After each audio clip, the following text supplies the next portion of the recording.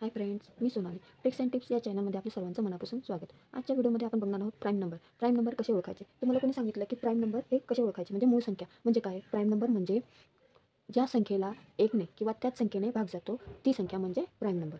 त्या संख्येला आपण प्राईम नंबर म्हणतो. तर तुम्हाला प्राईम नंबर जर कोणी सांगितलं 1 ते 100 प्राईम नंबर तू एका मिनिटामध्ये लिहून दाखव, तर तुम्हाला लिहिता येईल का? नाही येणार ना, तुमच्या लक्षातच नाही राहणार. तर आपण तीच आयडिया आज बघणार आहोत की आपण प्राईम नंबर कसे लिहायचे एका मिनिटामध्ये. चला तर आपण व्हिडिओला सुरुवात करूया. आता प्राईम नंबर लक्षात ठेवण्यासाठी एक गाणं आहे. ते गाणं आता तुम्हाला सांगते. चला तर आपण ते गाणं म्हणूया. गाणं असं आहे, त्या गाण्याचं नाव आहे 1379. 3917 137 3917 139 3917 हे आहे गाणं. तर ह्यापासून आपल्याला प्राईम नंबर कसे बनवायचे ते आता आपण बघणार आहोत.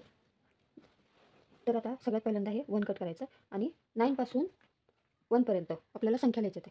आता हे 1 कट केलं आपण. इथं 9, इथं 8, इथं 7, 6, 5, 4,